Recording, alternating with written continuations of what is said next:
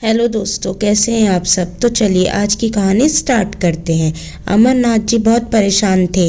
2 महीने बाद बेटी राधिका की शादी थी और अभी तक कुछ भी इंतजाम नहीं हुआ था। राधिका की माँ को गुजरे 2 साल हो गए थे। तब से अमरनाथ जी अपने आप को बहुत लाचार और अकेला महसूस करते थे। उनका एक बेटा भी था, कुणाल, जिनकी शादी अमरनाथ ने 4 साल पहले की थी। शादी का सारा काम कब निपट गया ये अमरनाथ जी को पता ही नहीं लगा। उन्होंने केवल पैसे का इंतजाम किया, बाकी सारा काम उनकी पत्नी शारदा जी ने संभाल लिया था।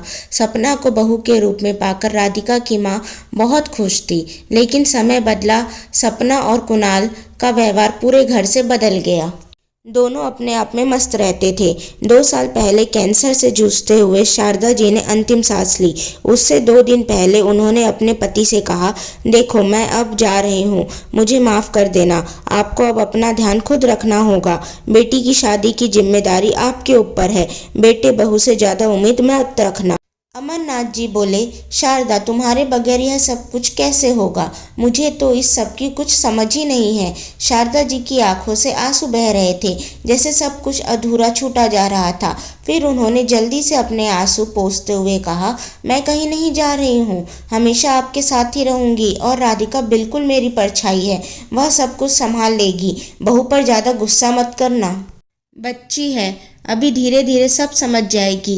अमरनाथ जी आंखों में आंसू रोके शारदा जी की सारी बातें सुन रहे थे, लेकिन उन्हें पता था कि अब जीवन उन्हें जीवन साथी के बगैर ही काटना है। आज शारदा जी को गए 2 साल हो गए। इस बीच जीवन में इतना कुछ बदल गया जिसकी उन्होंने कल्पना ही नहीं की थी। बेटे बहू ने किनारा कर लिया था, वे अब अलग फ्लैट में रहते थे। बेटी की शादी की चिंता में अमरनाथ जी बहुत कमज़ोर हो गए थे। वे जो दुकान चलाते थे वहाँ अब मॉल बन गया था, इसलिए उन्हें घर पर बैठना पड़ा। अब कुछ और करने की हिम्मत उनमें नहीं थी।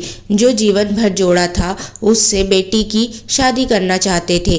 बेटी जॉब करती थी, उसी से घर खर्च चलता था। राधिका अपने पापा का बहुत ध्यान रखती थी, लेकिन वह काम में इतनी व्यस्त रहती थी कि उसे घर आकर भी ऑफिस का काम करना पड़ता था। इसलिए दोनों टाइम का खाना नाश्ता अमरनाथ जी को ही बनाना पड़ता था।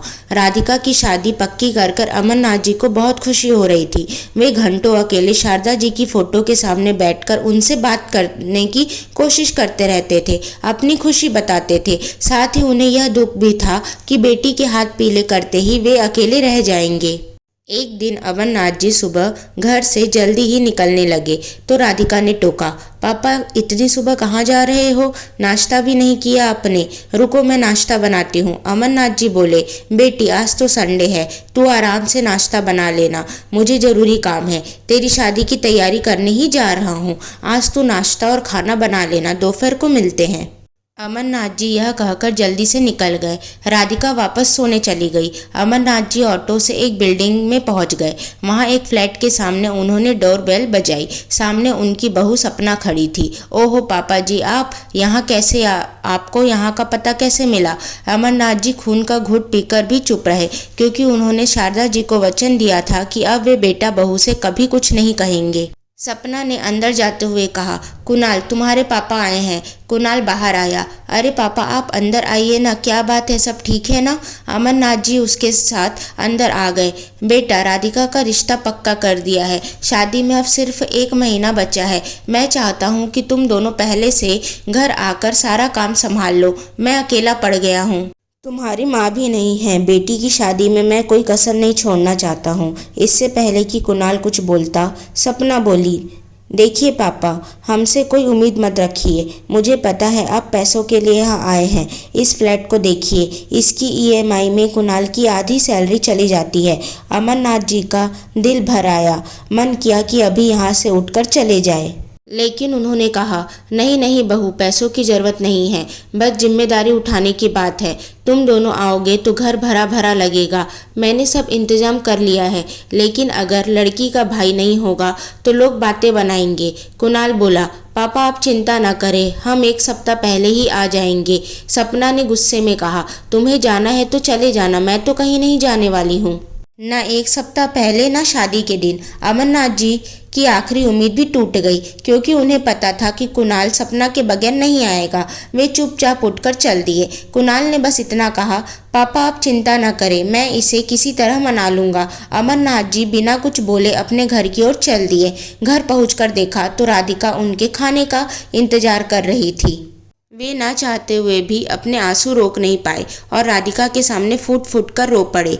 राधिका ने उन्हें कहा, रहने दो पापा, भैया नहीं आते तो ना सही, मैं सारा इंतजाम कर लूंगी, आप चिंता ना करें। अमरनाथ जी ने अपने आंसू पोंछते हुए कहा, बेटी वो बात नहीं है।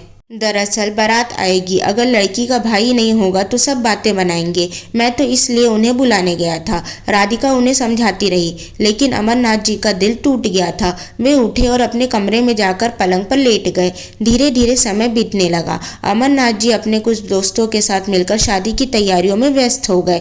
अब शादी में सिर्फ 2 दिन बचे थे। सारी तैयारियां पूरी हो चुकी थी। घर में मेहमान आने लगे थे।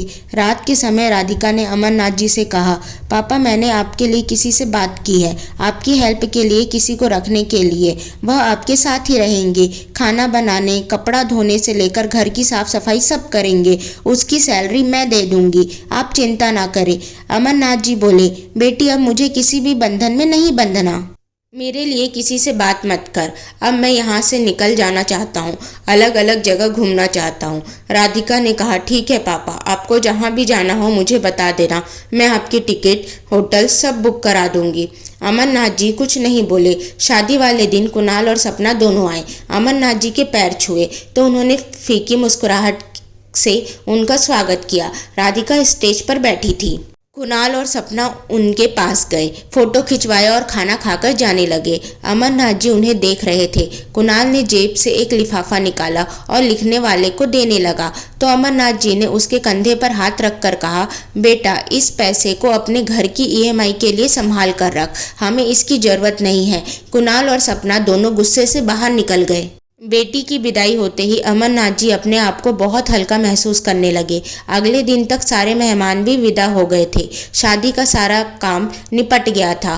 अमरनाथ जी अब अकेले रह गए थे। एक दिन उनके दामाद राकेश और राधिका दोनों उनसे मिलने आए। राकेश ने कहा, पापा चलिए, अब आप हमारे साथ रहेंगे। अमरनाथ जी ने कहा, अरे नहीं बेटा, मैं बेटी के घर कैसे रह सकता हूँ। तब राकेश ने कहा, पापा हम यहाँ फ्लैट में रहते हैं और आपकी बेटी ने शादी से पहले शर्त रखी थी कि पापा हमारे साथ रहेंगे, तभी शादी होगी। राधिका बोली, पापा जरूरी नहीं है कि आप अकेले रहे, अगर आप अकेले रहेंगे तो मैं भी सुख से नहीं रह पाऊंगी। राजेश ने कहा, पापा हमें भी बड़ों का साथ चाहिए, आपको तो पता है मेरा परिवार गाँव में रहता है, यहाँ एक ही शहर में आप अकेले रहे यह हो नहीं सकता। हमने पहले ही प्लानिंग करके एक बड़ा फ्लैट लिया था जिससे हम सब साथ रह सके। राकेश और राधिका जिद करके अमरनाथ जी को अपने साथ ले गए। अमरनाथ जी सोच रहे थे, बेटे ने साथ छोड़ दिया और दामाद ने साथ दे दिया, वह क्या नियति है। सो दोस्तों, अगर आपको यह कहानी पसंद आए तो प्लीज़ इस कहानी को लाइक करें, शेयर करें एंड चैनल को सब्सक्राइब करें। Thank you.